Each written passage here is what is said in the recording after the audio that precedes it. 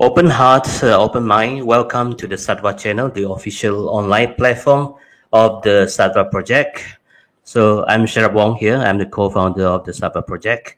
So first of all, on behalf of the Sattva project, I would like to express our thankfulness to our StreamYard sponsor and media partners, UN ASEAN and UN FM. And not to forget also the important man behind the scene, our beloved broadcast director, Brother Chong. Brother Chong, would you like to come up and say hello to everybody? Hello, good evening, everyone. Hopefully you have a fruitful and interesting show ahead. And for those who are watching, our audience, please do like and share our video so that more can benefit. And to the audience who will watch later in YouTube, please do subscribe to our channel. Back to you, Sharab. Thank you, Brother Chong. Thank you so much. And we are going to have a very meaningful, important, and interesting dialogue today entitled Saddharma and Saddharma, Sanskrit and Pali Buddhism in Dialogue, with the topic, What is Enlightenment? So today's dialogue will be moderated by Dr. Christy Chang. So let me first give a brief introduction about Dr. Christy Chang.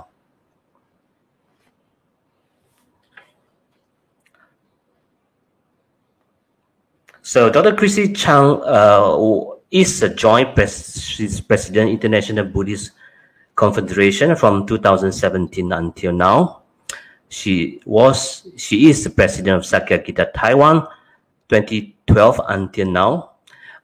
She was the chair steering committee for International Lay Buddhist Forum from 2014 until 2019, and she was also the president of Sakya Gita International Association of Buddhist Women 2009 until 2013. She was president of Hawaii East-West Center Taipei chapter 2015 until 2017, and she was also the director council on International Educational Exchange CIEE Taipei from 2001 until 2020, and she's PhD in linguistics from the University of Hawaii at Manoa. And of course, Dr. Christy Yuling Chang is now the advisor and event director and dialogue coordinator of the Sattva project. Let me present to you Dr. Christy Chang. Hello, everyone. Thank you, Brother Sharab. And thank you all for joining us on tonight's program. We are very privileged tonight to have, really wonderful panelists from all traditions and very international. I still am not sure where they are located. We're going to find out soon. All right. And so without further ado, let me present our speakers, our panelists. So there she is. Voila, wonderful. Hello. She was having a little bit of challenge getting in. So let me introduce Venerable Ren Lang first. Okay. So our Bhikshuni Venerable Ren Lang, ordained under Venerable Hugh Wan, renowned Chinese artist Bhikshuni master in Tiantai School, yes, who established Huafan University in Taiwan. Yes. By the way, Huafan University is the very first modern university founded by Buddhists throughout 2,000 years of history. All right. Yes. And so Venerable Ren Lang received her bachelor degree in history from National Taiwan Normal University before going to study abroad in the United States. Long time ago. Yes, she received an MA degree in Buddhist Studies from the University of Washington and a PhD in Buddhist Studies from the University of California at Berkeley. Currently, Venerable wears many hats. In addition to serving as the president of Huafan Cultural and Arts Foundation, she's also the president and editor-in-chief for Yuanquan Publishing Company. She chairs the Graduate School of Huafan Buddhist Studies, and she is also the founding president of the Association of Hugh Wan Studies. Venerable Ren Lang specializes in Tiantai studies, Chinese Buddhism, Sanskrit, Buddhist English, and Chinese Buddhist history in Sui and Tang dynasties. Currently, Venerable teaches at Huafan University and gives Dharma talks through various channels, including Light Buddhist TV channel in Taiwan. Welcome, Venerable. Thank you. Thank you All for right. your introduction. Thank you. Thank you. Sorry for the late. Yeah. No problem. And Venerable is currently in Taipei, as I am. Yes. So our second contributor is Venerable Bhikkhu Gyana Bodhi. So Venerable Bhikkhu Gyana Bodhi ordained as Shamanera in 1994. And his monastic training is received at Bangladesh Bhikkhu Training Center in Bangladesh. And he received his higher ordination in 2002. He has a PhD in Buddhist Studies from Mahidol University, Thailand, and also a master's degree in Buddhist Studies from University of Hong Kong. Bande has a MA degree in Religious Studies from International Buddhist College, Thailand. Currently, he teaches as a lecturer of Pali literature and Theravada Buddhism at the International Buddhist College in Thailand, IBC, right? Welcome, Bande. So where are you now? You are in Thailand, right? I'm in Thailand right now. Yeah. In the Okay, college. all right. Wonderful. Thank you. Welcome, Bande. Let me bring our next panelist, our Khenpola, Sonam Sewang. So our Khenpola graduated at the Central Institute of Higher Tibetan Studies in Varanasi, and also he studied at Namdroling Monastery at the Ngagyur Nyingma Institute, where he was enthroned as a Khenpo in 2011. So Khenpola has translated the all-pervading melodious sound of thunder, the outer liberation story of Tertom Mingyur Dorje, together with Judith Amsis. And Khenpola is currently working on a new translation of Longchenpa's treasure of Pith Instructions.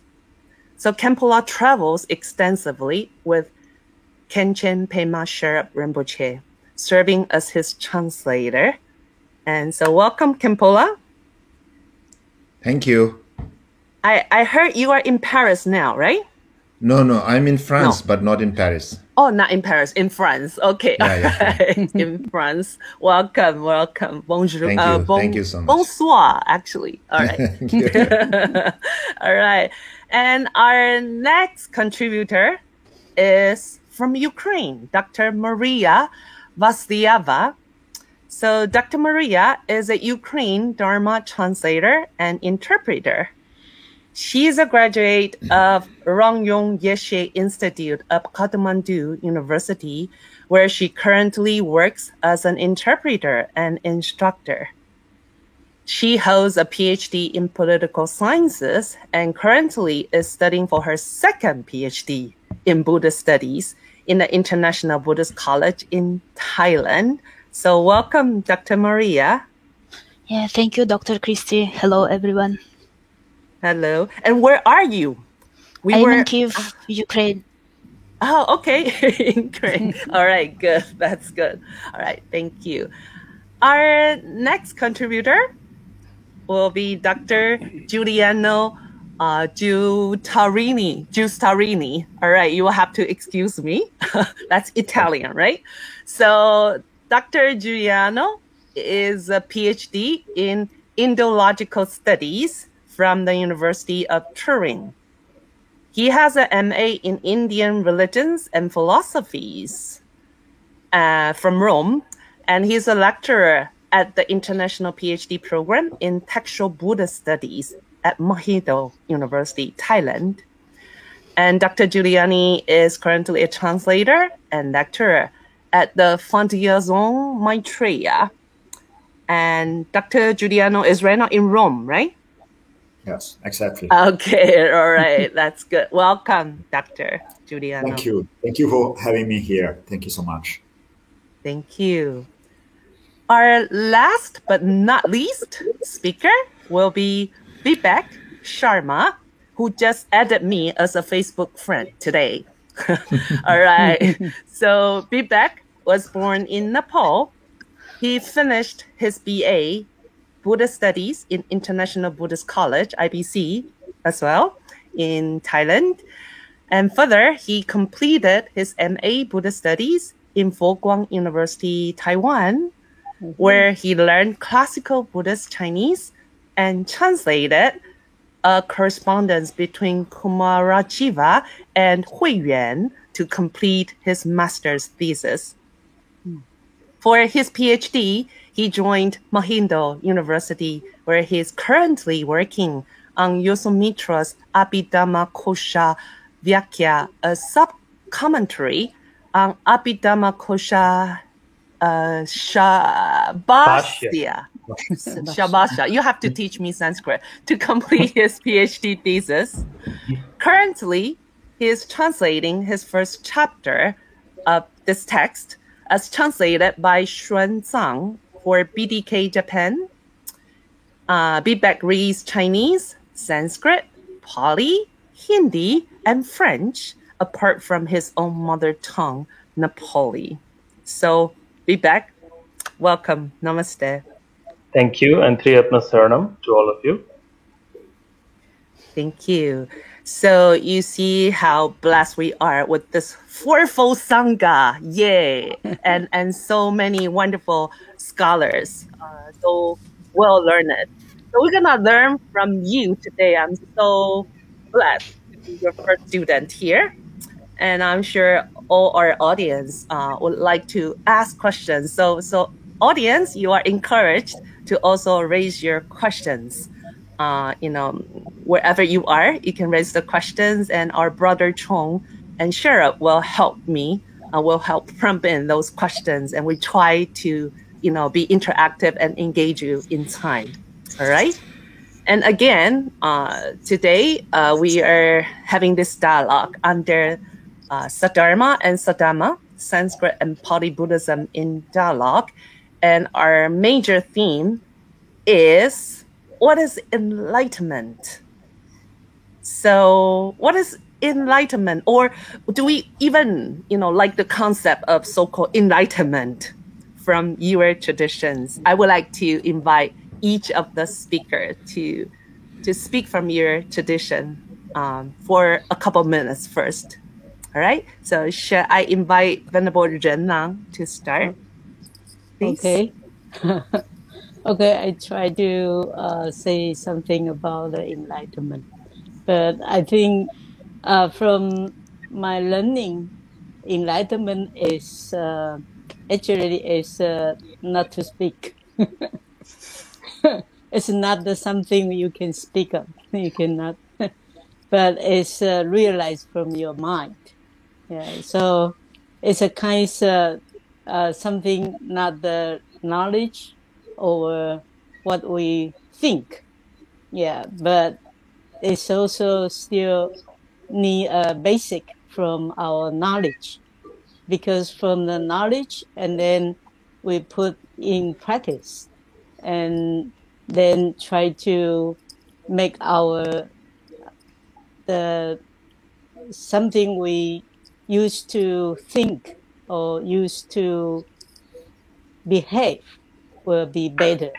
Yeah, so that is a kind of inner part of our mind. So if we came from the Sanskrit verbal root of the enlightened is from the Buddha, is to know or to realize. Yeah, but it's something we still need to put in practice. So I think the most important thing is before the enlightened, we need to come down and to practice the meditation. So that through this process, it seems something we don't use our the habit to think. So it seems something we have a new experience from our inner part of our mind.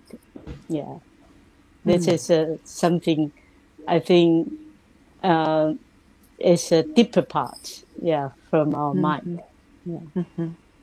Thank you, Venerable Renlang, who has just spoken from the Mahayana Chinese Buddhist tradition. Thank you. So now I would like to invite our Bande to tell us what enlightenment is from your tradition. Okay. Thank you. I think what Venerable Genlang is saying, it is actually the same, because I think there cannot be so many different types of enlightenment. If you are going to achieve the enlightenment, which in a way represent the ultimate goal of Buddhist practice, so it should be the same. I agree with Venerable Genlang that this is not something that should be very much actually spoken about. This is a matter of realization. In fact, if we look at the life of the Buddha himself, as soon as he attained enlightenment, the verse that he uttered, in that he said that it is very subtle, very difficult to understand. It is not to be understood by the common worldling, because the common worldling are influenced by the lobha, dosa, and moha. So initially he was actually reluctant to share his enlightenment experience, if we may say so. But then this thought came into his mind that there may be some beings who have less dust in their eyes, who are probably wise enough to grasp the message. So he decided to give the teaching. In the Pali tradition, I think if we look at the definition of the term, it is basically presented in two ways. One is in the sense of understanding, that is, the word used is bodhane, and the other is in the sense of arriving at or realizing it. So that is avagamane. So I think what we can basically do is that we can study, we can have guidance from the enlightened masters in words, but ultimately it is a personal matter that one has to make effort to realize it. So yeah. Thank you, Bande. Thank you. Yes, and may I invite next Khenpola Sonam Sewang to speak to us what enlightenment means to you.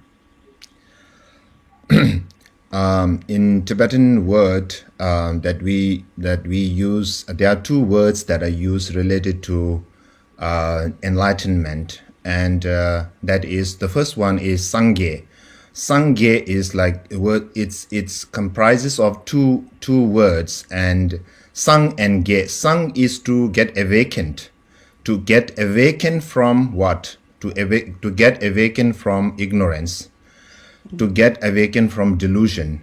And ge is, it has the connotation of the meaning of that your wisdom is as vast as the phenomena, which means that you are so much awakened that you see everything clearly. Not only the profound meaning, which is the ultimate reality, which can be understood as the unity of all phenomena, as well as the diversity of all phenomena.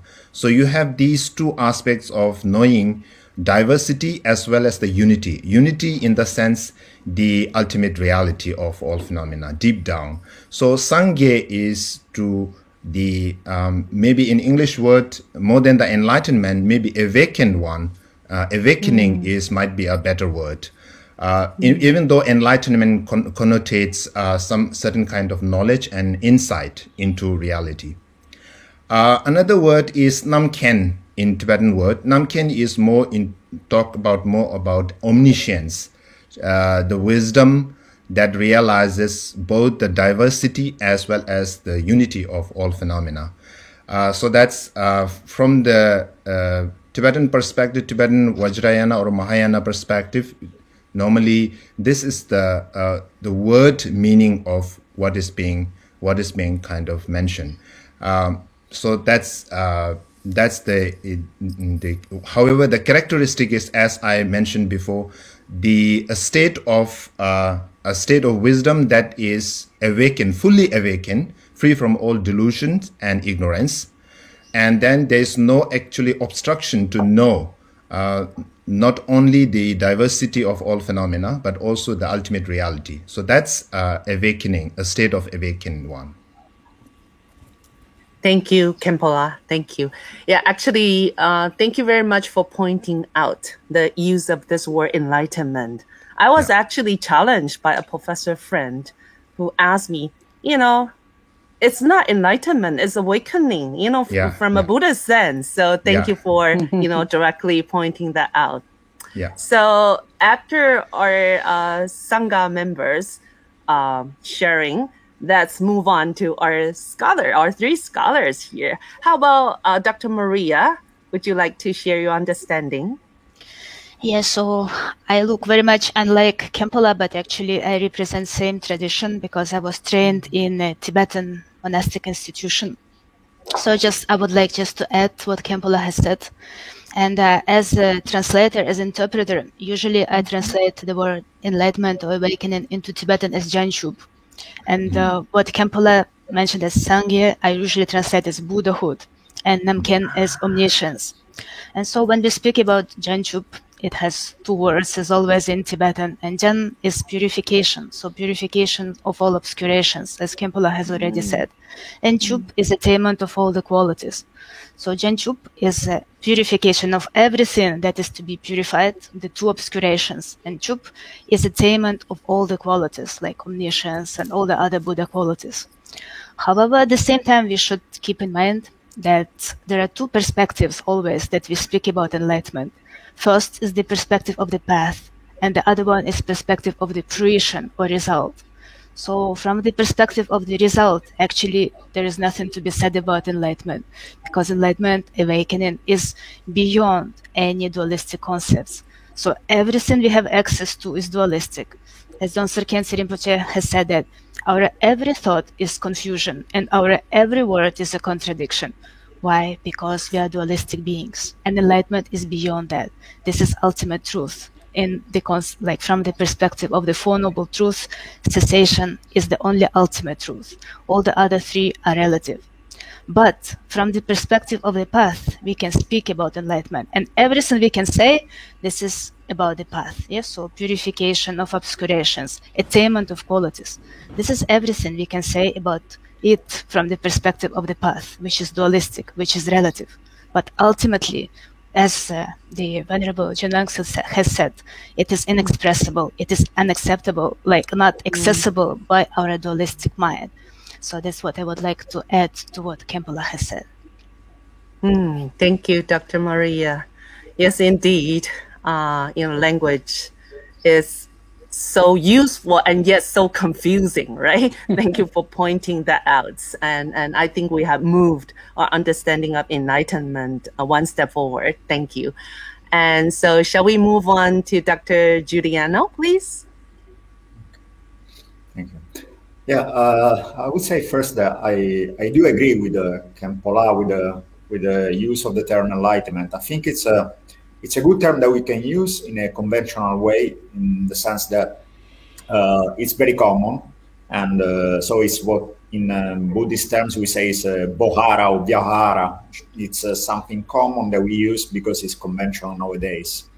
Nevertheless, I would point out that the origins of the term enlightenment can cause some trouble, because it was used in Christianity by St. Augustine to talk about the Illuminatio, or it was later used in the Enlightenment period in Europe to talk about the scientific period, the positive period.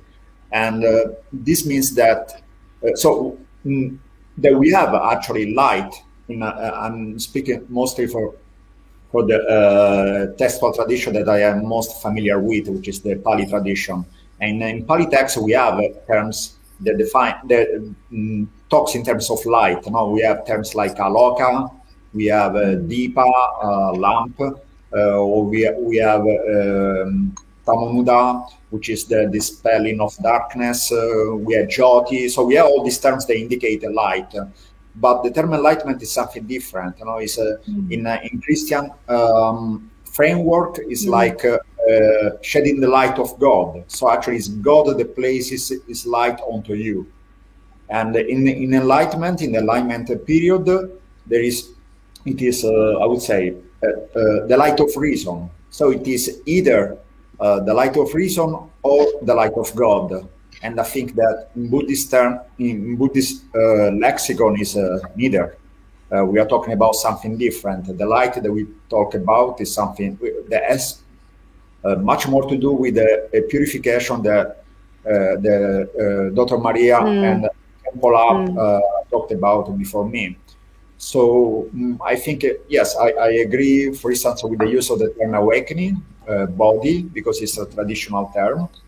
And or we have other terms like vimutti, liberation, to indicate the ultimate goal. No, we have vimutti, liberation, or we have nibbana, nirvana, the most famous term, a very popular term. So this extinguishment, we have to, of course, to point out what is extinguished here.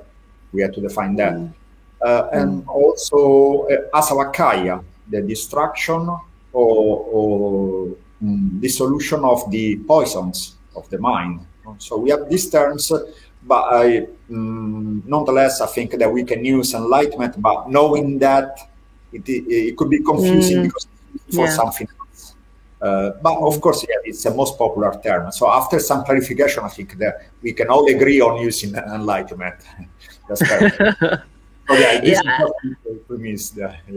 After all, languages are arbitrary, right? All symbols or wording. So it depends on what we agree upon. Okay. Previous speakers have said actually it's inexpressible. So we are trying to express the inexpressible. So we have to find this limit. Exactly. Well, a mission impossible turned into possible. All right. So we still have Vivek, who has the privilege of being the last, commentator of everyone's sharing. So Vivek, up to you. First of all, thank you. And then our panelists have almost covered everything in a way. I also agree, because I was thinking about this word enlightenment, and in our first episode of this series, I did raise kind of an objection using this word for Buddhist enlightenment, for a simple reason, as everyone has said, that it kind of introduces some confusions about the Buddhist enlightenment. Buddhist enlightenment is a very precise, very technical, and very detailed thing connected with the path and the whole Buddhist philosophy. So that using enlightenment to represent, for example, a word like nirvana, kind of obfuscate the meaning of nirvana. So it runs. There are some ideas in the connotation of enlightenment as a philosophical movement that runs counter to the Buddhist idea of enlightenment. And another thing I think it is very important to say here is that the word enlightenment generalizes Buddhist enlightenment, because there are so many different notions of so-called enlightenments in the market nowadays, since the beginning actually. Like there are enlightenments of non-Buddhist Indian Vedic traditions, such as Samkhya, Yoga, Vaisesika, and Vedanta, and they are all called enlightenment, and then within that Indian tradition, Buddhists were very particular about it, and they debated with all these traditions, saying that our enlightenment is completely different and unique. It is not shared by any of them. And then in the same vein, there are different types of, like New Age ideas about enlightenments nowadays. Like, I don't know, like transcendental enlightenment, or some kind of enlightenment proposed by J. Krishnamurti, then people like Osho, and even like you can be very creative because we are in the 21st century. It's a time of free speech. And maybe you can even say Deepak Chopra, quantum mechanics, enlightenment, all these things. But we have to understand that Buddhist enlightenment is very precise, very detailed, and then it connects with the path. So now let me say a few words about the Buddhist enlightenment. I will try to explain it in a very simple terms and covering almost all the different types of enlightenment that is found within Buddhism. Especially it's about Shravaka, Pratyabuddha, and the Buddha, right? So Buddhist enlightenment, the most important thing is wisdom, as everyone has already said it. Within the wisdom, the most important thing is the drishti, or the view, how we see the reality. And it is very precise.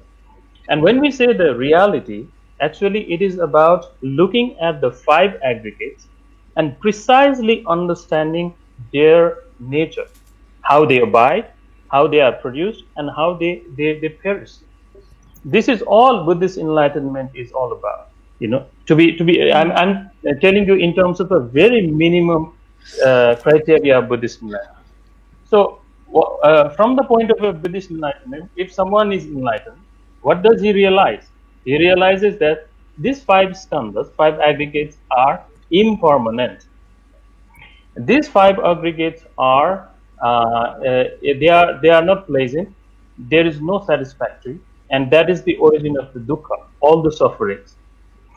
And these 5 aggregates does not have me in the sense of soul or atma or this kind of ideas, or in the sense of mind, because normally what we do, it is said that we take the vijnana or the consciousness as I, and other 4 aggregates are mine. We grasp on it. So someone enlightened, what does he do? He does not have the idea of permanence. He does not have the idea of satisfactoriness, and he does not construct the wrong idea of I and mine, looking at these 5 aggregates.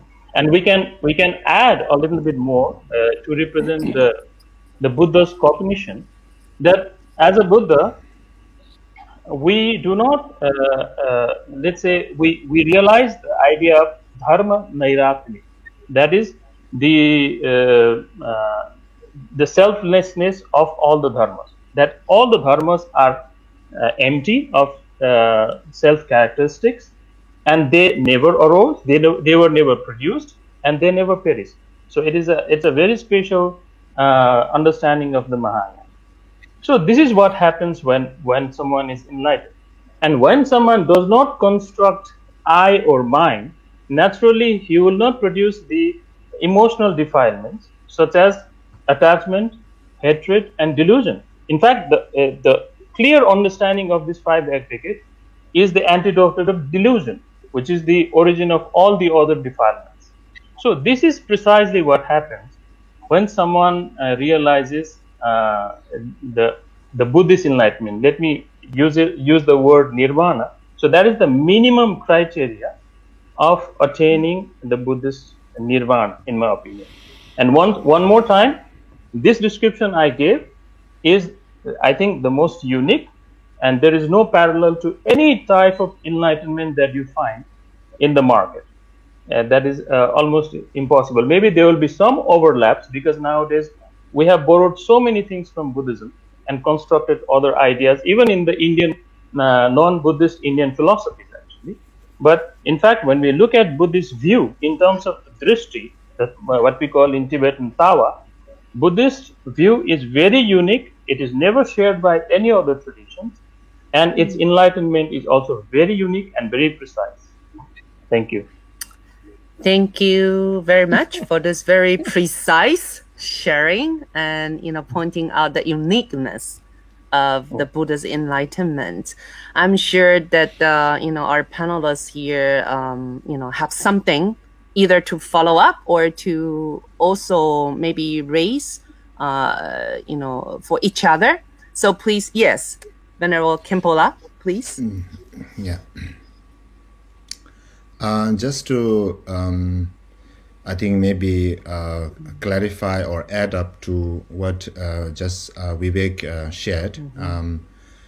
Of course, the again the use of nirvana or nirvana in Sanskrit.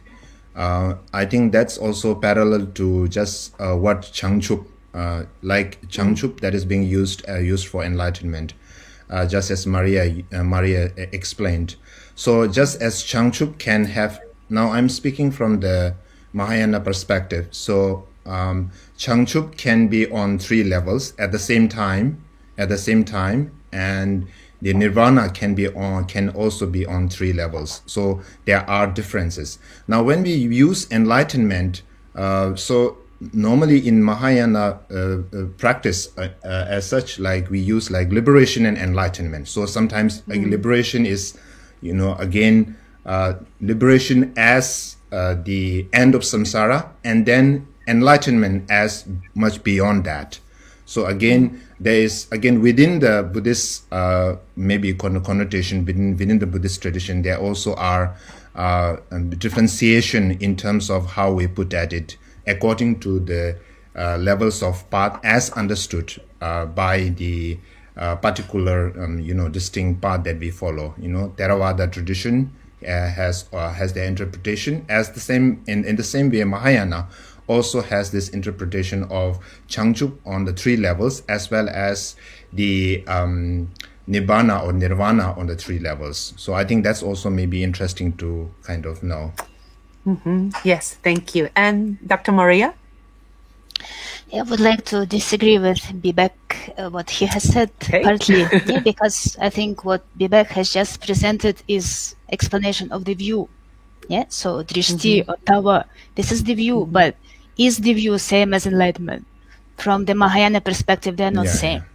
Why? Because when we see the 5 skandhas to be empty by nature, from the Mahayana perspective, this is just entering the path of the Bodhisattva. So this is what marks the gateway to the path of seeing, when ordinary beings sees emptiness directly and enters Mahayana Bodhisattva path.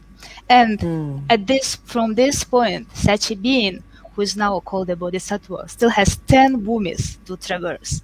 And on these 10 bhumis, 10 stages, this being will purify all the obscurations and gather all the accumulations. And only in the end of this path, such a being will become a Buddha or fully awakened one. That's why the view and Buddhahood is not same. It is said that the view of the first Bhumi Bodhisattva and the view of the Buddha, it is same. So in this part, I agree with Bibek. So the view is absolutely same. There is no difference in the view. Since the emptiness is seen directly, shunyata is seen directly, this is it. There is nothing else. So this is what the Bodhisattva of the first Bhumi and the Buddha have in common. However, what they don't have in common is purification of the obscurations and gatherment of all the accumulations, and as a result of it, capacities of enlightened activities. So it is said that the Buddha's qualities are indescribable, and thus also his enlightened qualities are immeasurable. However, bodhisattvas on each of the bhumis, on the stages, they have different capacities, and also like their purification of obscurations is also different. So the further they proceed, the more and more they purify, the more and more merit, what we call merit, punya, they gather. And in the end, this is what is called Buddhahood. That's why the view and Buddhahood is not same. They are like part of it is same, but it is not identical. So we should be very clear about it. One sentence I would like to add is when we talk about Buddhahood or enlightenment or liberation, it more talks about what the fruition. We are more talking about the aspect of the fruition. What is the result of the practice of the path? So then from the Mahayana perspective, from the Tibetan Buddhist tradition, we normally talk about three things which are important to get to the result, and they are view, meditation, and conduct. View is the eyes to see what is the reality, and meditation is just like the legs. In order to get there, you need the leg. So meditation is like the leg, and conduct is the day-to-day activities. So three things put together takes you to the result. So therefore, when I talked about the three different levels of Changchup, depending on the capacity of the beings, there can be different capacities of the beings, like when one enters the Buddhist path. So depending on the understanding of the view, when the view becomes refined, there are different levels of view in understanding the reality of things, so therefore they are also progressive. So views also differ, and meditation also differ, and as a result of that, conduct and the fruition also kind of differs. But that doesn't mean that they are contradictory to each other.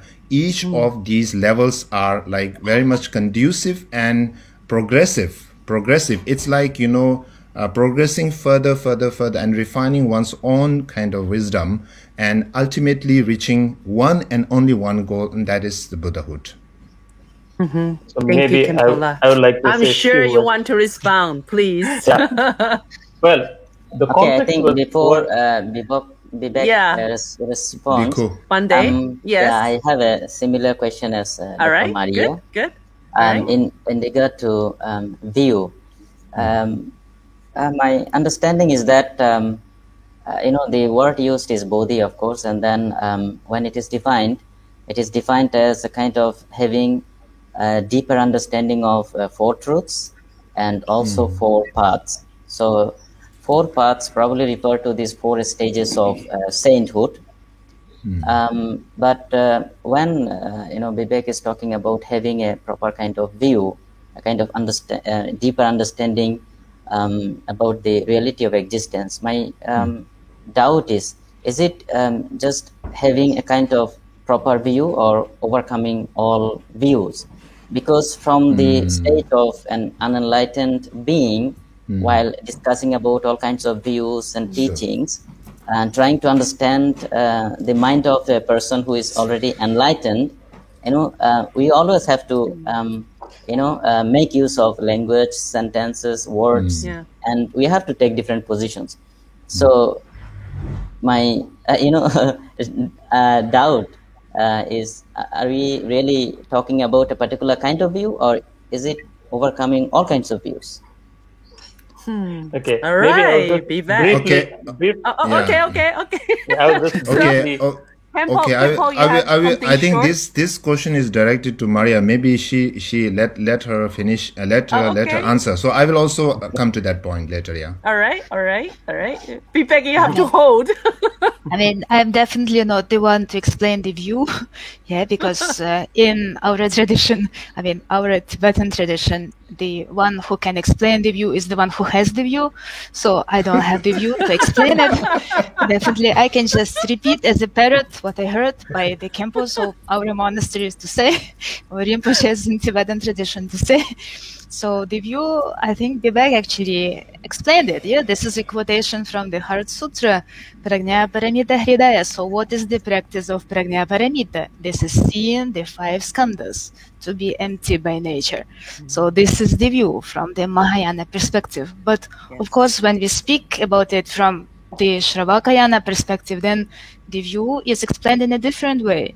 Why? Because in Mahayana, we speak about two kinds of shunyata.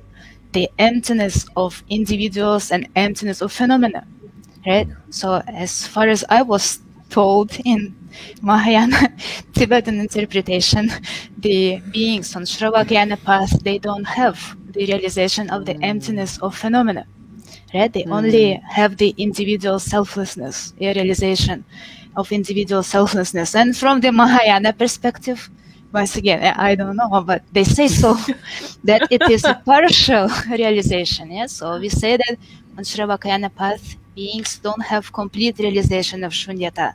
They only have a small part of it, which is individual selflessness. So that's why their view is not complete. Yeah, so this is how we present it. But once again, I don't know, I can just repeat as a parrot what is said about it. All right, there we go. All right, Okay. finally, Vivek. Yes. Now a lot of things have piled up. So let me clarify one after another. Okay. The reason I started with view Of course, there is drishti, bhavana, charya, phala, right? All these four things. Drishti is the view, bhavana is the cultivation, the real, charya is the conduct, and phala is the fruition of that. There is no denial about it.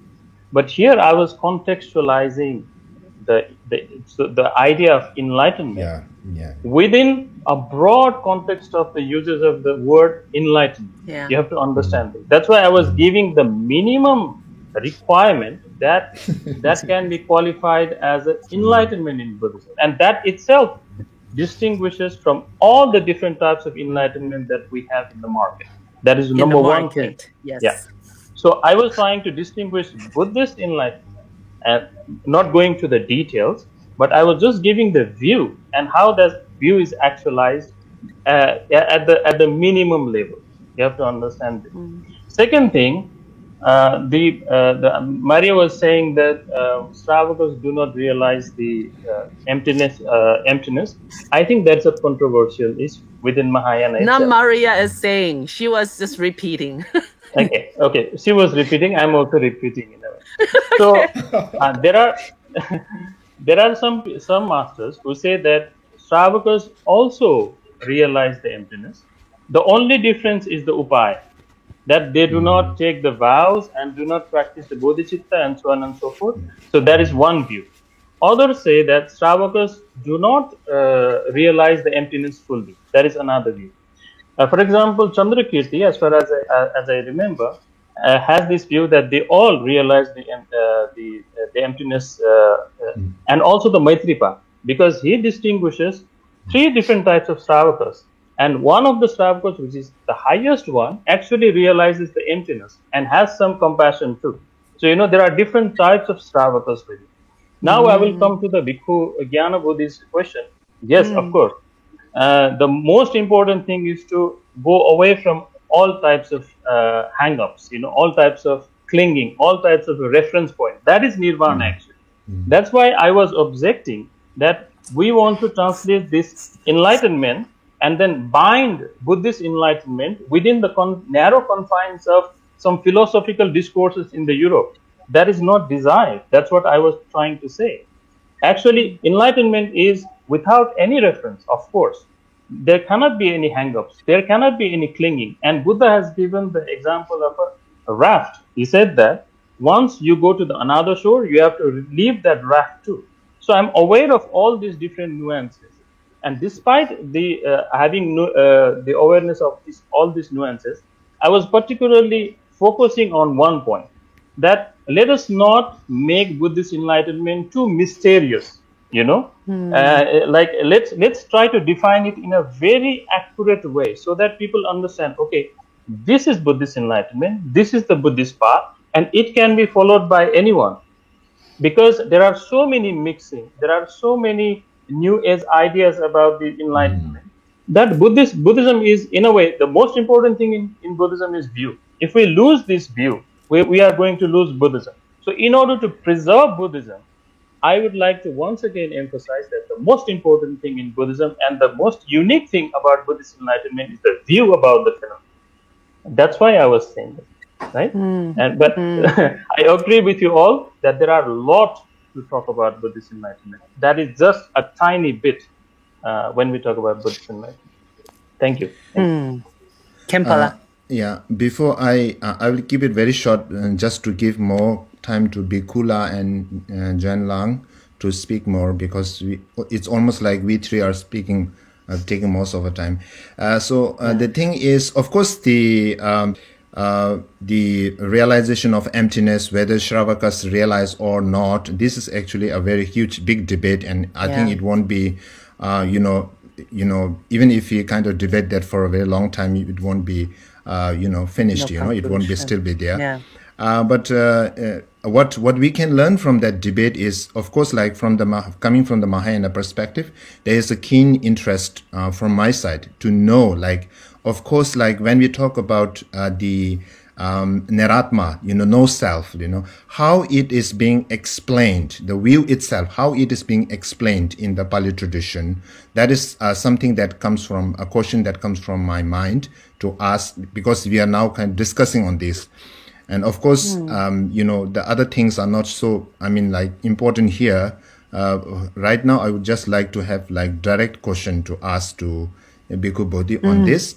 And regarding destroying the view, destroying all the view, I think Nagarjuna actually has made one, what you call homage to Buddha, that he said that out of compassion, you gave teachings to destroy all the views, and therefore, like, I pay homage to you. And I think, of course, like from the Mahayana's perspective, all the kinds of the levels of emptiness, of all phenomena, whatever is being taught, is to destroy all kind of views. And for that, even like holding on to things as empty is also one type of view and limitation. And that therefore, there are 18 types of emptiness, and out of one is emptiness of emptiness, which means that, okay, if you hold on to emptiness also, that's also wrong. So therefore, of course, this is there, and another example given is like when you rub two kind of like pieces of wood and it burns, and the rubber and the rubbed both are kind of get consumed by the fire. In the same way, when we first kind of listen to teachings and then develop that view as itself serves as the purpose to burn itself. So that's kind of the method or being kind of shown in Buddhism. So over to you, Bhikkhu Gyanabodhi. Yes. Pandey, please. You are muted. Okay. Okay. Thank you, Venerable Khenpo. I think probably Ajahn Juliano actually, speak more on this, but I just say a few words. Now, when we talk about the realization of the Buddha, immediately after his realization, according to the Theravada tradition, he, gave these two suttas to his disciples. One is the first one is the Dhammacakkappavattana Sutta, and the second one is Anattalakkana Sutta. So some of you are talking about Puddgala Nairatma and also Dharma Nairatma, but when we talk about these two suttas, in the first one he is talking about this, twofold extreme views, and he is coming up with this middle path, and then he's talking about this Four Noble Truth, and particularly this Noble Eightfold Path that starts with the right view, right? And then he moves on to discuss, in the second sutta, he moves on to discuss about the anicca, dukkha, and anatta of five aggregates that I think some of you are referring to as Puddgala Nairatma. But then we find that in the Abhidhamma teaching, the Theravada Abhidhamma, where the term dharma is used and personality is analyzed in terms of dharmas, and these dharmas again are explained in terms of anicca, dukkha, and anatta, right? But then I think there it is quite clear that when you actually work on your, you put effort to understand yourself, you deconstruct yourself, you are, above, you are free from the idea of self, actually, and then you cannot have any other kind of views. And anyway, I think, my kind of a counter question is that what does it exactly mean by Dharma Nairatma? Because whatever we experience, whatever we see everything from our own personal perspective. Is there something that objectively exists apart from our own consciousness? And then I think what Bodhi or enlightenment is referring to is even overcoming this idea of your own consciousness. I think the term used is awakening, just knowing. So if you look at the Noble Eightfold Path, in other suttas, it is extended into 10-fold paths. So after Samma Samadhi, you have Samma Yana, and then Samma Vimutti. Samma Vimutti is liberation, but before that you have Samma Yana, which is a proper understanding. It is not just a view. View is something that we begin with. We have to have a proper view to proceed on the path. Thank you.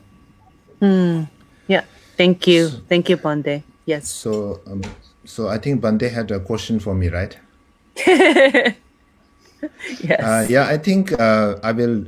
I think it's very important to like meet in person, and then I mean like try to discuss like what is being taught in the tradition, and then try to see like similarities and dissimilarities or whatever, so that then we can know each other better. Rather than just saying things hard and which is not really based on what you call a proper kind of source. So my understanding of the selflessness of individual, Pudgal Neratma, and the Dharma Neratma, the selflessness of phenomena. So according to the scriptures, what commentaries the Nalanda masters have composed, based on that, when we talk about Khansa Gidame or Pudgal Neratma or selflessness of individual, there is, the inquiry is being done, investigation is done. Where is the person? Where is the individual? Where is that I? So when that investigation is done, I mean, we have no other choice but to investigate on our aggregates, other than that we don't grasp, we don't think the table to be I, right? So we search on our aggregates, form aggregates, then sensation, then perception, formation, and consciousness. When you try to see and dissect, mentally dissect and try to see where the person is, then when we don't find the person the way we think to exist, when we don't find that, not at all, it is just a kind of imputed phenomena, it is just a designation, it is just a label. When we find that, that is what we call a conceptually understanding of the selflessness of individual. Now, the direct perception is much more higher, just as Bhikkhu just now mentioned about jnana and the view. Jnana is like the direct perception, whereas view is just a concept, we start from conceptual understanding. Whereas the phenomena is just as we investigate whether the I exists or not. Now, when we have dissected the phenomena down to the, even like when we take about the body, even down to the minutest level of atoms, when we break down everything, and we don't even find let alone, the person, even the aggregates that we see also does not exist to the minutest level. Even that also, like, again, there are higher philosophies which negate that very concept of the existence of partless particle and partless instant of consciousness. Now, this is again, another, maybe it is not, if that's not become too long, I will ask this to again counter question to, in a way, question to the Pali tradition, those of who you are here. We talk about two things, that the Vaibhashika and Sautantrikas, these are the philosophical tradition within Buddhism who have this standpoint, philosophical standpoint, that of course the person does not exist, but when the person is being investigated upon the aggregates, the matter do exist and the consciousness do exist. And how does these exist? When we break down, it does not exist on a gross level, but on a subtle level, they do exist. So there's some kind of clinging there in the most subtle level of matter and the most subtle level of consciousness, like consciousness and an instant, even though the stream does not exist, but the moment, the instant of consciousness do exist. So then there is this question that comes from the philosophies, other philosophies like Chittamatra and Madhyamika, from the Mahayana perspective, the question comes that, do these exist or not? If they do exist, then there is some kind of existence left there. And one is bound to have kind of like grasping upon those. So that's the question that, higher philosophies have, and it's interesting to see, like in terms of our meditation also, we might think that, okay, as a person, it is just a label. But when we talk about the aggregate, even though the aggregates on a gross level does not exist, the subtle like, particles do exist. That kind of thinking might be there.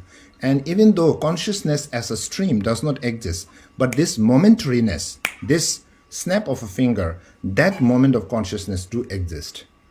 And which the higher philosophies has a problem, and that's a kind of how to say it's a problem. It's a problem. It's a problem. You know, it is not something made up. So that's the question that we have. Yeah.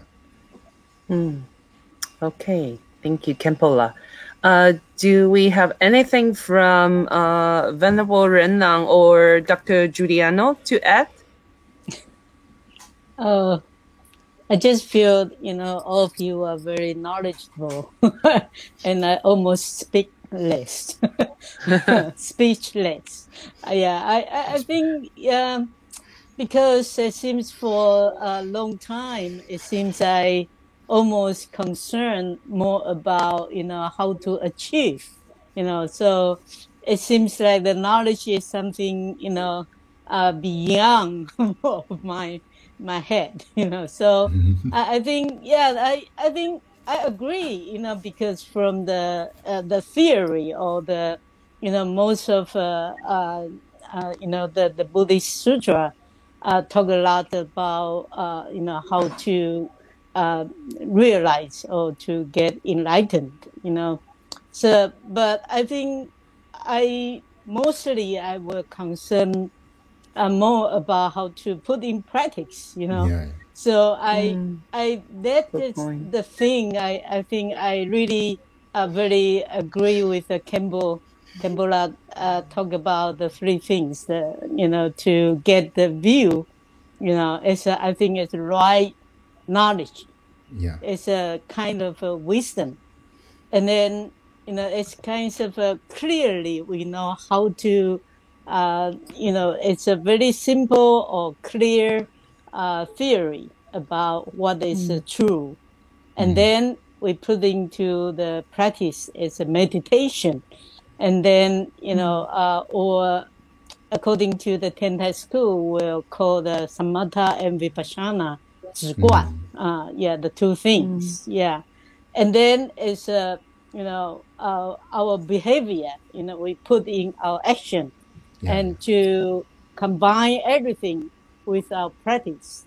Whatever we think, we speak, or we act, and then we, have to be aware of what we are thinking and what we are talking or what we are acting. I think this kind of a thing is most, what I more concerned about it, because I think because if we, of course, a lot of the theory and the thoughts, we can study and then we can, research, very, very much, I think I quite agree and admire, you are very, very, very, very knowledgeable. But, I think also one thing I want to mention is really according to the Mahayana tradition or as a Chinese tradition. Because one practice way is what we call the Chan master. The Chan master, when they say they enlightened, they will say, oh, 开悟了. And then they have something different from what we, seems read from the sutra, because that is quite unique tradition. And then we call it a Chan master tradition or 祖师禅. It's a master Chan. And that is something different from the Tathagata Chan. It's a Ru Lai Chan. So this is what we got from our tradition. I think it's things we try to think about what is enlightenment. I think it's quite different, because what we can know is from the sutra, from the theory, because as far as I'm not enlightened yet. I really, I think I would like to say something from the experience or from practice. Yeah, this is what I concerned about. Yeah, and thank you for all of your contribution. Thank you. Thank all of you, Venerable Renang. Yeah, and how about Dr. Juliano? You have anything to add? Yeah, actually, so many inspiring points have been raised in so far, so it's difficult to address all of them. So I may say something. I'll try to be as concise as possible, so also in order to let anyone who wants to ask questions to ask. I just say maybe that when we talk about the Shavakayana or Theravada, the two terms shouldn't be conflated. Because Theravada is just a little part of all the Shavakayana, what we call Shavakayana. So I think that it may represent only a part. So it's not. Yeah, we should distinguish a little bit. They're not synonyms, right? Yeah, and about also when we talk about the Sutta Pitaka, so that the discourses of the Buddha preserved in the Pali literature, in the Pali canon. It's also difficult to say to which extent they represent the Theravada thought, the Theravada view, or just the discourses of the Buddha themselves. So to which extent it is an interpretation or something preceding the interpretation of the Theravada school. And this said, few things about what I heard, like, we talked about emptiness mostly, and I think I thought that they actually would arrive at that because it's actually part of the realization that entails the awakening, the enlightenment. So, talking about the Sutta Pitaka, Bhante Gyanabodhi already pointed out that we have not these passages like Sabbe Dhamma Anatta, all the Dhammas are not self. No? I would say that very often the Anatta is considered as a synonym of Sunya, empty in Pali. And the explanation is usually is that empty of self and whatever pertains to self. So in this sense, I wouldn't say there's just a Pudgala Nairatmya, maybe something more. So we are talking about the emptiness of the Dhammas themselves. And this is also explained in the expression Sunyo Loco, the world is empty. And the world is empty, the world includes all the ayatanas, so the sense basis, for instance, of sense experience, the khandhas or skandhas, and so on. Of course, we have different languages, but I think that for what we may understand, I think it's difficult to say what the experience actually consists in, and if there is actually a difference in view or how different it is that the views are between the various schools. I think that maybe that was just the only thing that I wanted to add. I think that there is a lot to discuss about that, about emptiness. One thing, say that emptiness is considered sometimes as a synonym of nibbana or nirvana in the Pali tradition. So there is also this term of sunyata vakanti, the descent into emptiness. So the practice itself is like immersing oneself into emptiness more and more. Because there is the twofold meaning of emptiness. On the one hand, emptiness is the view that everything is empty. But on the other hand, it's also being empty of defilements.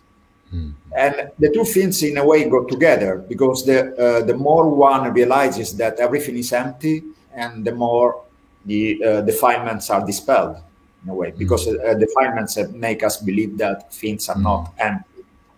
Maybe just one last very short clarification. When we say empty, of course, we are not denying anything in itself. It's not non-existence. No?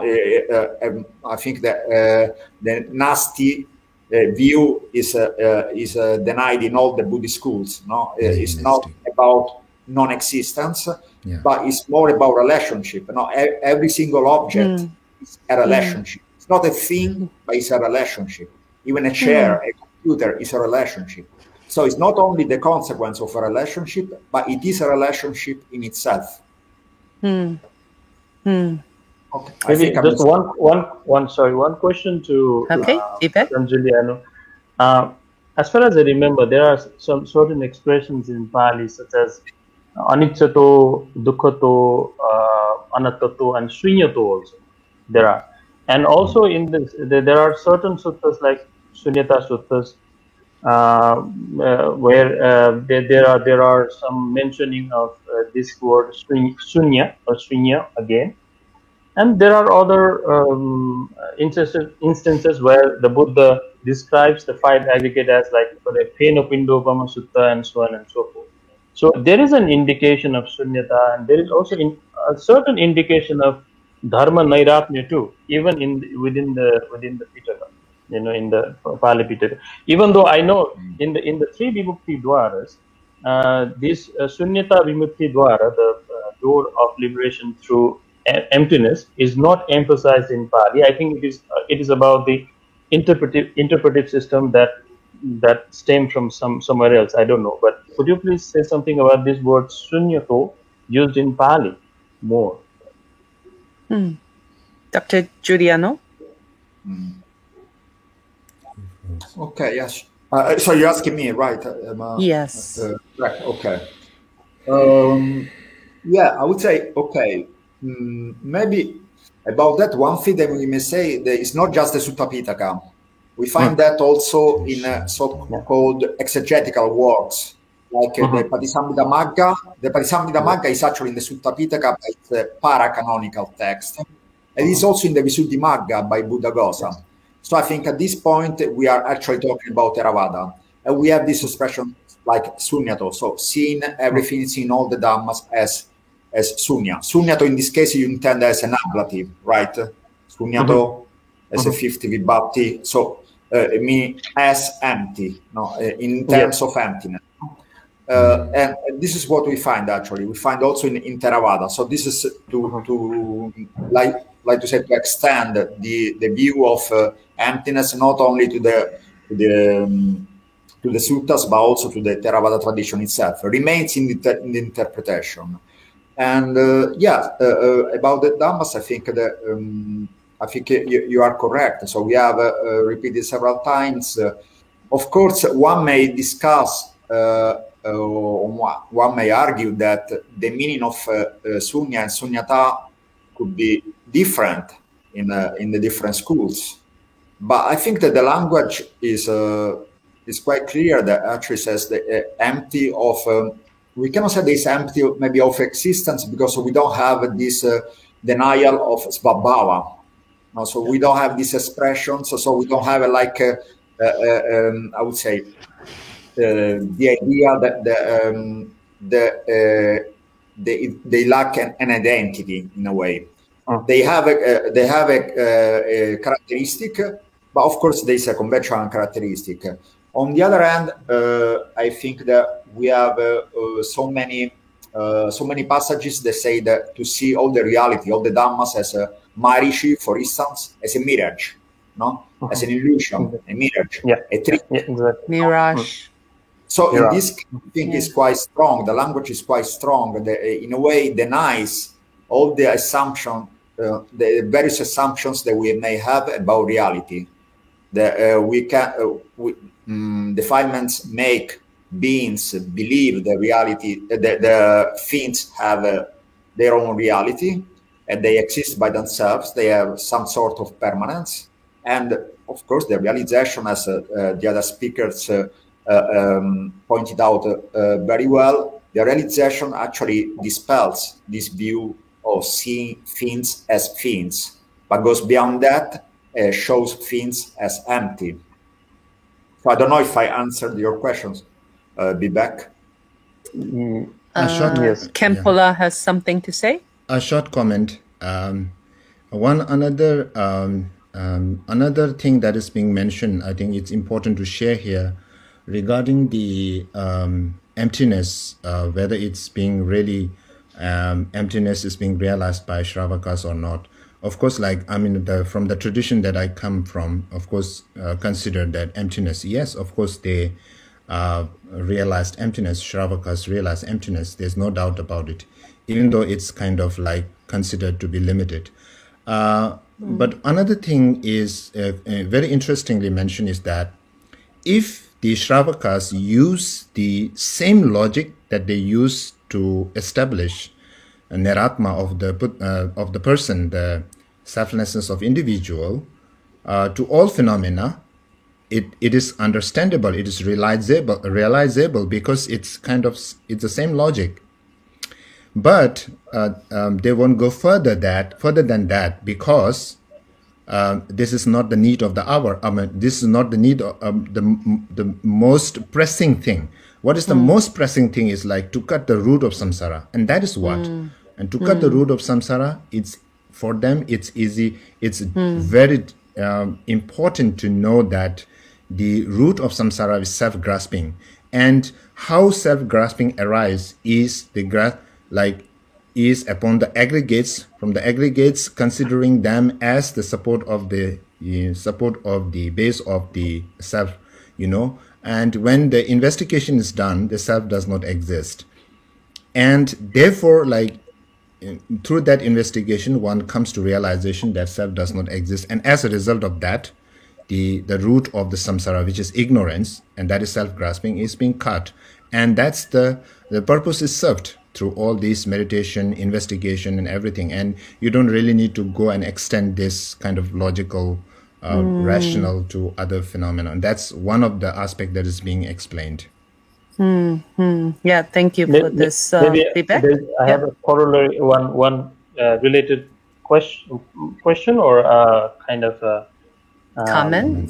comment about the Pali tradition. As far as I remember, in the Mula Pariyaya Sutta, for example, there is a sorry, I have Buddha is calling me back. Sorry. So in the Mula Pariyaya Sutta, there is a distinction between the understanding of the Buddha and the understanding of Shravaka. So the word, maybe I don't know whether I will understand it, I will recall it fully, but the word is used as Shravaka understands it fully, right? He knows, like parinyatam, that is the word used, but the Buddha understands it fully to the end. So parinyatam tam, that is the word used in the Mula Pariyaya Sutta. And as far as I know, in the Pali Tikas, this distinction is quite clearly discussed, that the Buddha is Sabbanyu, and then he understands the dharmas fully to the end, but Shravakas do not end. As far as I remember, all this from the secondary literature. So if someone among you can comment on this, that would be great. Okay, all right. Yeah, I think we can continue discussing on and on, but we do want to have some time for our viewers' question. And let me remind you, we're going to have a second, part two for this dialogue on June 6th.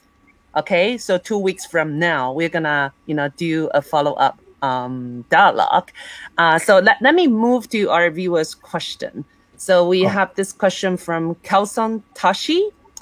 So in any Buddhist school, when one achieves enlightenment, he or she holds the same ordinary body, or the body is also changed?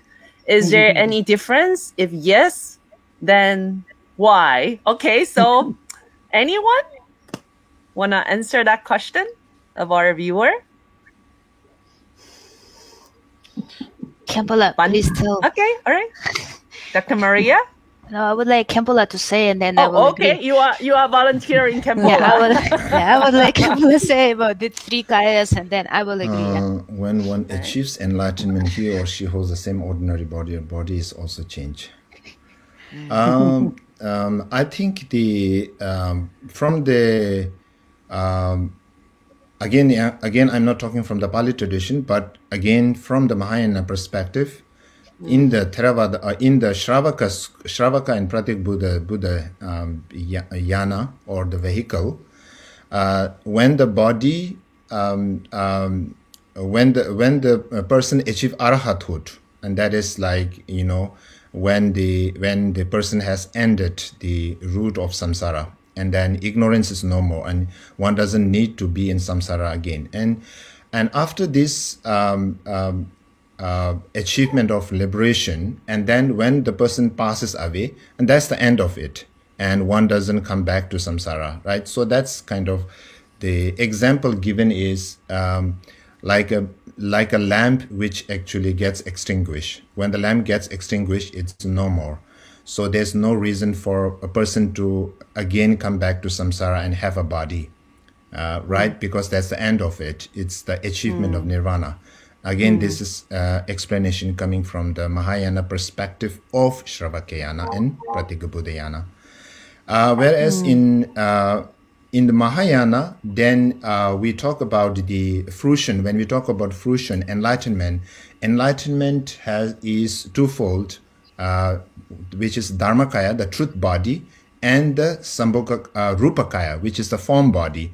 So the form body is needed in order to benefit, reach out to sentient beings, to benefit others. So therefore, the existence of the truth, the form body, which again is twofold, like Sambhogakaya and Nirmanakaya. Sambhogakaya is for, appears for realized beings, like a bodhisattva on the 10th level, and Nirmanakaya for impure beings like Shakyamuni Buddha, like historical Buddha, is considered to be the Nirmanakaya.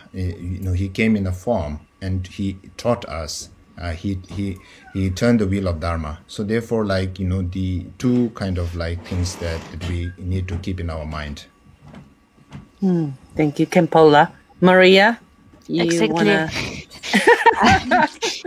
Exactly. I completely agree. Okay. So we speak about Buddhahood from the perspective of the 5 kayas, 4 kayas, 3 kayas, or 2 kayas, and what Kempola has explained, right? So, and from this perspective of Nirmanakaya, Buddha is called the Supreme Nirmanakaya. All of us are Nirmanakaya, but Buddha is Supreme Nirmanakaya, and it appears to be same, but actually this is very different. Yeah, but once again, I'm not the one to speak about the Buddha, yeah? And that's why I just say it looks same, but it is very different. All right. Anything anyone else has to add to this question? Is it that the question, is it about the attainment, the changes that happens after the attainment of the fruit To the body. or whether something that happens right now, if let's say if I attain enlightenment, whether my body changes? That seems to be the question, actually. No, your body. Yeah.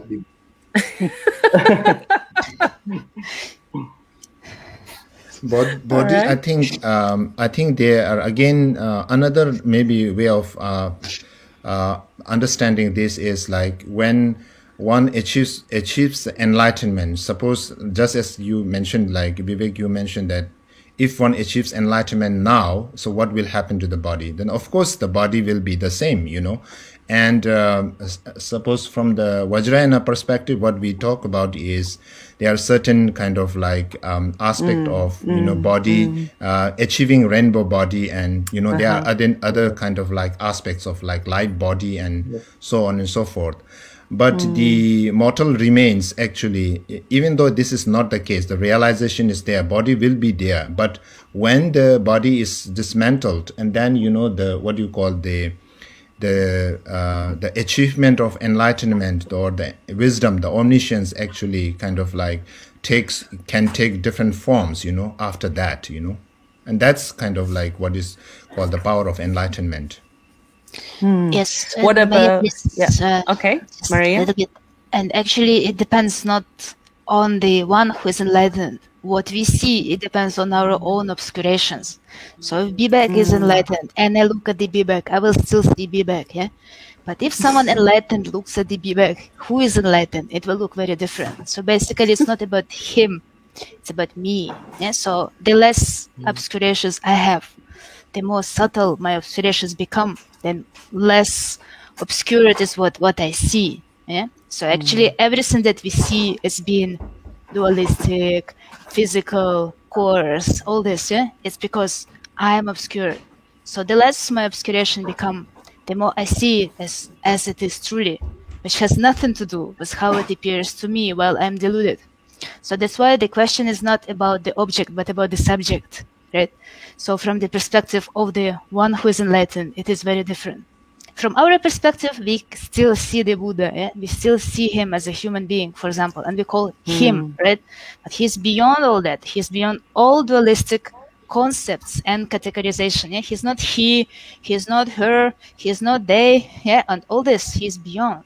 But what we see, we see a human who is a male, for example, all this, yeah, having this major and minor marks, ushnish on his head, wheels on his hands, yeah, all this.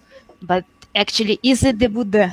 Of course it is not. Yeah? This is what we see as dualistic, obscured, confused beings.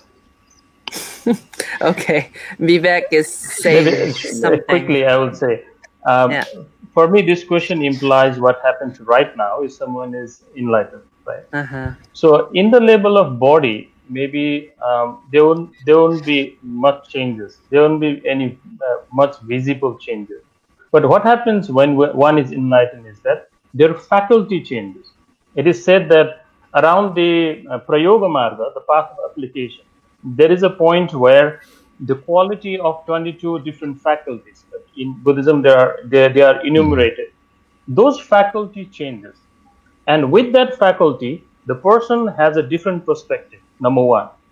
Number two, if someone is really enlightened according to Buddhist tradition, they have certain abhigyas, what we call miraculous powers, and they can display those powers. That also means they will not be confined by the general rule of this world, the conventional rule, right? They can change their body, they can appear in different ways. That happens. Third thing that happens when someone is enlightened, it really from the Buddhist point of view, is that when they die, they manifest certain things in their body. When, for example, Khenpo has already said that they can attain the Indrachapakaya, which is called the rainbow body. For lesser than that, their body can slowly vanish in the collar, and then only the nail and certain things remain. If they are even less, they can stay in the Thubdam, what we call a state of kind of almost dead. Brain is also dead, everything is dead, but there will be no rigor mortis. That means the body will not be stiff. They will be as fresh as someone alive, you know. So this kind of manifestations happen when someone attains the real Buddhist enlightenment. But as far as I know, these enlightened people normally do not show anything. And just as in the Jain tradition, there is a saying, what happens when someone is enlightened? Someone becomes ordinary as possible, you know. In the sense, when they sleep, they just sleep. It's a very difficult thing to do, actually. And when they eat, they just eat, because they don't construct anything, any hallucination. They don't construct any unicorn. They will be a very normal human being. They will have a lot of compassion. They will display, right? So these are the manifestations that we can, and when you go near to this kind of person, you feel it, that this person is something different. His way of thinking is different, and he does things differently. So this you can perceive, which are visible things. But in terms of bodily change, I don't think it just, you know, there's some kind of horns comes out, and then, you know, if they want, they can. If they, like someone is enlightened, if they want to manifest some horns, they will do it. But as they will live a normal life, as far as I think. Okay, Venerable Renlang has something to say. Yeah, I agree very much with Dr. Debate. Yeah, because I would like to mention about, you know, because from the reading, you know, we saw a lot of arhats, you know, they transform their body, and also they can, you know, go through the wall, you know, and then they can, it's something, you know, it's a really abhijnana. They have a superpower, Yeah, we say the 神通. Yeah, it seems that. Yeah, and also when the time they died, and then they can burn their body, and they can just put themselves in a fire and then become a bone. They drop their bones from the sky. It seems they can do whatever they like to their body. Yeah, but they just act like a noble. Yeah, that's a very, very important thing. Yeah, it doesn't really like some people, they are fake. They will say they have a superpower, but then they show off. But then it's really a person enlightened, or we call this arhat. Yeah, they will hide. What they attain, their power. Yeah, that's what I agree with. Yeah. Thank you, Venerable. Anything from Bande to add before we wrap up? I think whatever all the other speakers have been talking about this, changes of the body after attaining enlightenment, I think it is more or less the same. But in the Pali tradition, of course, there is a talk of this Sopadisesa Nibbana and Nirupadisesa Nibbana, right? So when you have this attainment of Nibbana in this life, you have this body, and this is impure body. And even the Buddha himself, when this monk called Vakali, he was very fond of the Buddha. He used to, whenever the Buddha gives talk, he used to come and sit in front of the Buddha and look at the Buddha. He was so mesmerized by the outlook of the Buddha. So one day Buddha noticed it and told him that, what do you find in this impure body of mine? Why don't you just focus on my talk, my Dhamma? So once you understand the Dhamma, you understand me, and the true understanding of me is understanding the Dhamma. So the Buddha himself is referring to his body as impure. See, so we have this impure body, these 5 aggregates. Once you attain Sopadisesa Nibbana, and what happens after one pass away, after attaining this enlightenment, we do not know. But then again, we have this idea of relic, dhatu, right? Oh, yeah. We have seen dhatus of these enlightened monks.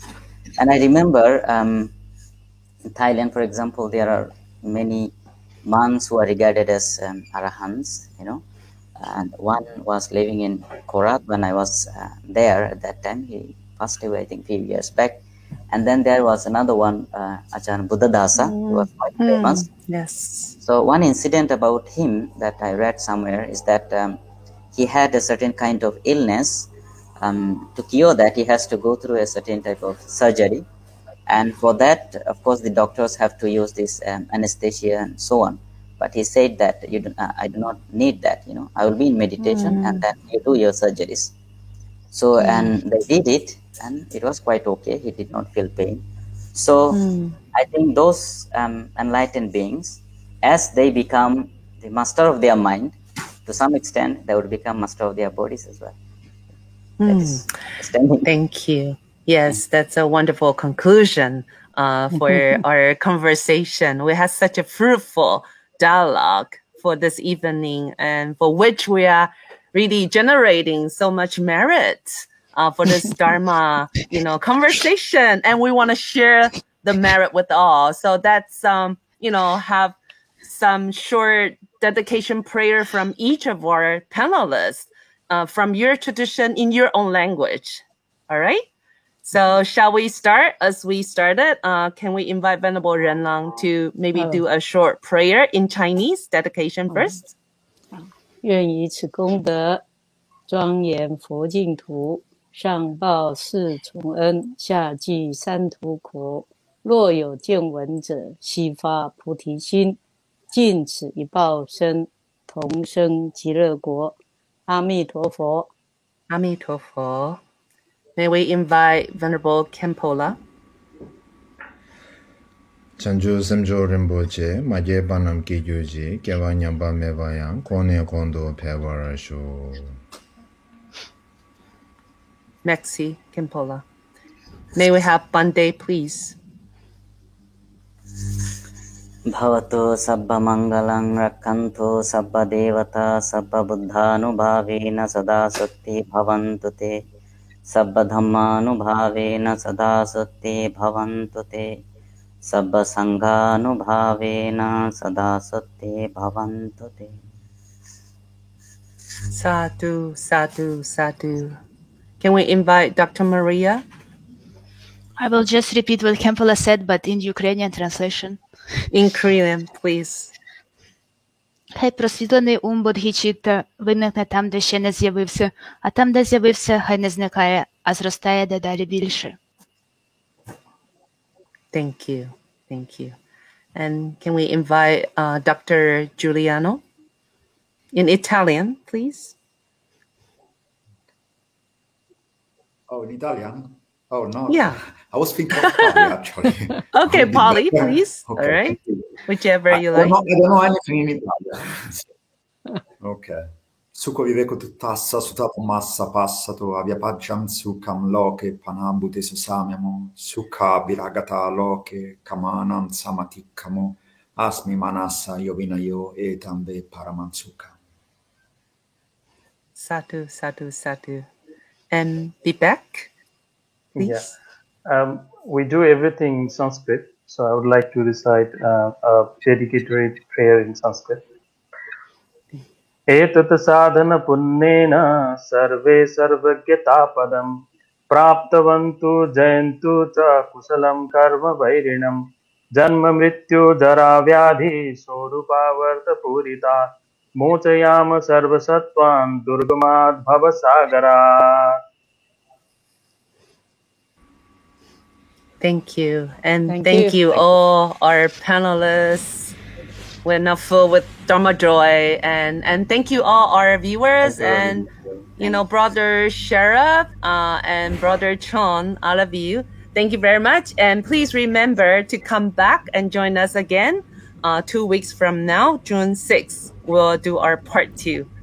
Thank you. Have a wonderful evening. Thank you, everyone. Thank you. Thank you, everybody. Bye-bye. Bye-bye. Bye. Thank you.